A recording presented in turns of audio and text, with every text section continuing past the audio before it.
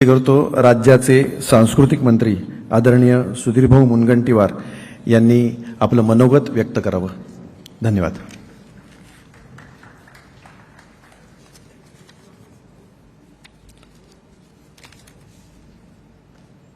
मंचावर उपस्थित आमचे सहकारी नेते, सहकारी मंत्री व आजच्या कार्यक्रमाचे आदरणीय अध्यक्ष श्री चंद्रकांतदादा पाटीलजी, ज्यांचा आपण सत्कार केला आणि या सत्कार समारोहामध्ये उपस्थित राहण्याचा आपल्या सर्वांनाच आनंद झाला, असे आदरणीय सत्कारमूर्ती श्री अशोक जी सराफ, माजी महापौर व पुणे भारतीय जनता पार्टीचे नेते श्री मुरलीधर मोहोळजी,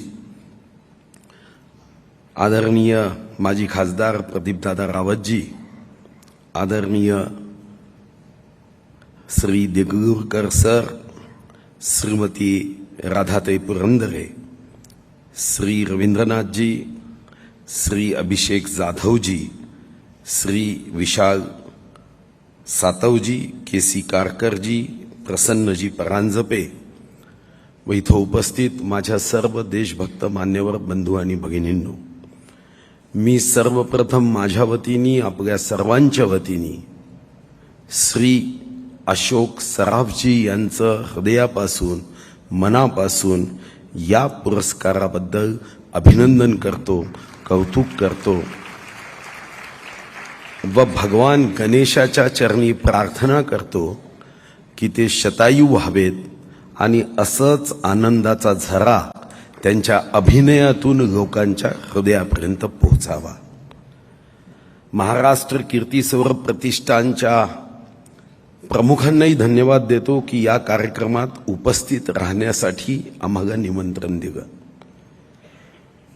खरं तर कधी अशोक सराफजींना विनोदाचा बादशाह म्हटलं जातं, कधी विनोदवीर म्हटलं जातं, विनोदी देशाचा प्रधानमंत्री म्हटलं जातं, पण आयुष्यामध्ये खरं आहे रडवण्याचं अभिनय करणं हे तसं कठीण, पण हसवण्याचा अभिनय करून समोरच्यांना हसवणं हे तसं महाकठीण.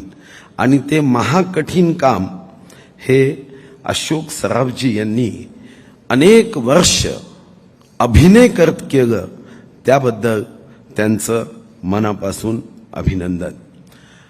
हे अभिनंदन करताना सहज मी मनात विचार करत होतो की पुरस्कार जो आपण दिला, जर त्या पुरस्काराला आज कंठ दिला असता, देवानी आवाज दिला असता, तर तो पुरस्कार सुद्धा म्हणाला असता की आज अशोक सराफजीचा गौरव नाही, हा पुरस्कार त्यांच्या हाती जाऊन तो माझा गौरव झाला असं ते म्हणाले असते.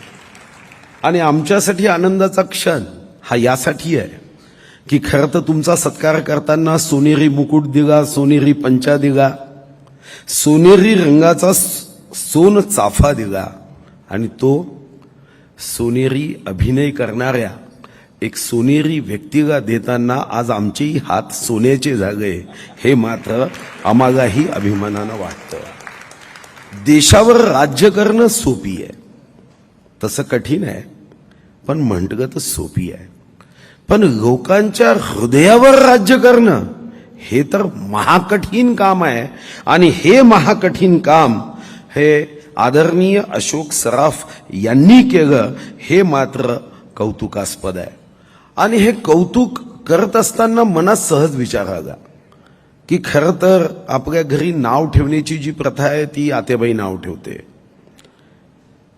तुमच्या आत्याबाईंनी खरंच सार्थकी नाव ठेवलं, कारण येताना मी मुद्दाम मोबाईलवर अशोक या शब्दाचा काय अर्थ होतो हे शोधत होतो.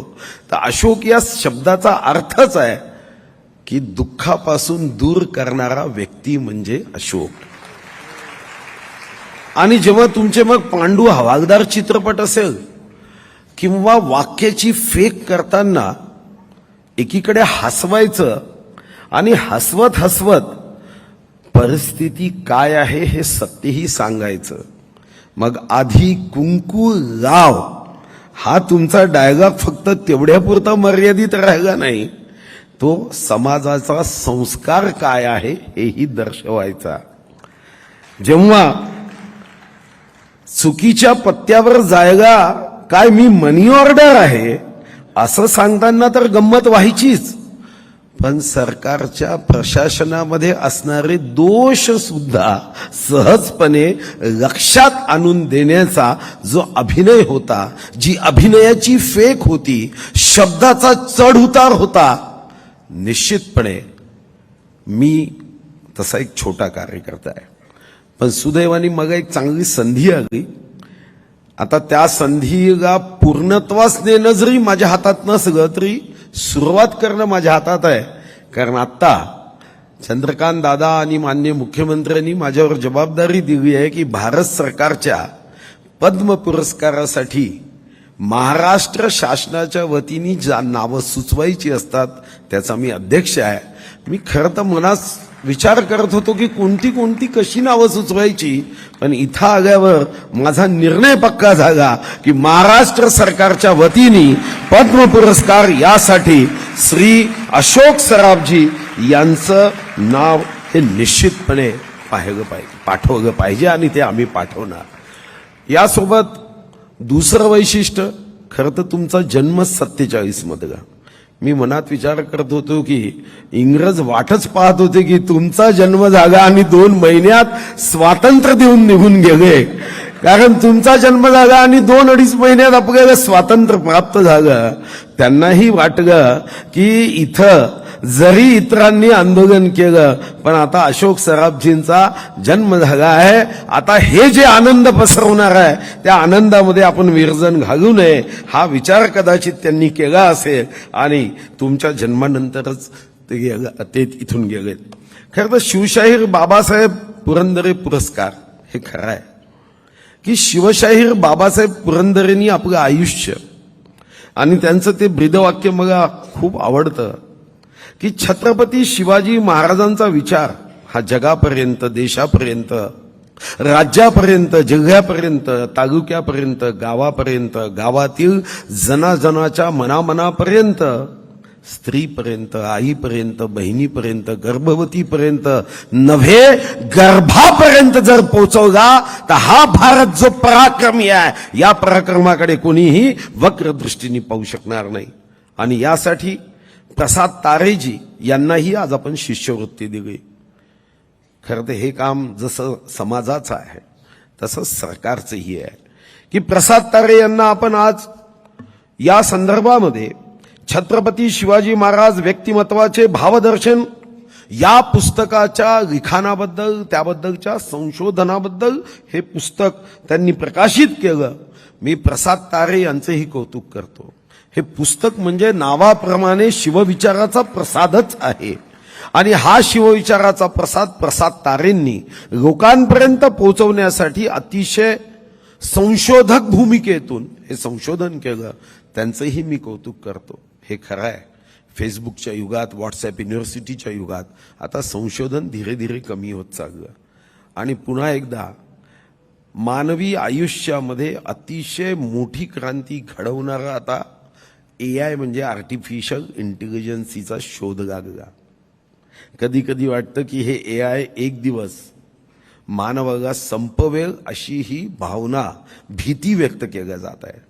G7 देशाच्या सर्व IT मिनिस्टरची मीटिंग आता आयोजित केली. भारत जरी G7चा सदस्य नसला तरी AIच्या कारणाने देशामध्ये काय होऊ शकतं. पण मला कधी कधी वाटतं कितीही भीती असेल तर या सर्व भीतीचं एकच उत्तर आहे, सर्व समस्यांचं एकच उत्तर आहे आणि ते म्हणजे शिवबा. तुम्ही कोणत्याही जातीचे असा, धर्माचे असा, रंगाचे असा, वंशाचे असा, वयाचे असा, पक्षाचे असा, हृदयात फक्त शिवबाच पाहिजे आणि हा शिवबाच आपल्याला जगाला मानवतेचा धर्म नेऊ शकतो. आणि म्हणून मी या कार्यक्रमाच्या निमित्ताने इथं आल्यानंतर कधी कधी एखादा प्रसंग आपल्याला एक प्रेरणा देतो. मीही मनात विचार केला की आज महाराष्ट्र कीर्ती सौरभ प्रतिष्ठान हे नावाप्रमाणे विचाराचा सुगंध कीर्ती पोहोचावी यासाठी काम करते, शिष्यवृत्ती देते. या ट्रस्टच्या मार्फत ही शिष्यवृत्ती देण्यात येते. यावर्षी राज्याभिषेकाचं 350वं हे वर्ष आहे. आपण हे साजरं करत असताना मीही मनात विचार केला की या 350व्या राज्याभिषेकाच्या निमित्ताने महाराष्ट्रात जे 100 विद्यार्थी छत्रपती शिवाजी महाराज या विषयावर संशोधन करत आचार्य म्हणजे PhD प्राप्त करण्यासाठी पुढे येतील, त्या सर्वांना प्रत्येकी 1,50,000 रुपयाची शिष्यवृत्ती ही सरकारच्या माध्यमातून देण्याचा आज निश्चितपणे आपण निर्णय करूया. राज्याभिषेकाच्या निमित्ताने विविध कार्यक्रम आपण करणार आहोत. मग आम्ही दादांना गमतीने म्हणतो की कधी कधी एखाद्या व्यक्तीचं सौभाग्य असतं की त्याला सांस्कृतिक कार्यमंत्री म्हणून अनेक कामं करण्याची संधी प्राप्त होते. खरं तर मी राज्यगीत निवडलं, 1960 मध्ये राज्यगीत लिहिलं गेलं, पण ते राज्यगीत आहे हे सांगण्यासाठी मला मंत्री व्हावं लागलं आणि दिल्लीचेही तख्त राखतो महाराष्ट्र माझा या शब्दांनी एक आपण ऊर्जा घेतो, प्रेरणा घेतो. प्रभू रामाच्या मंदिरात 1528 नंतर आता मंदिर सुरू झालं.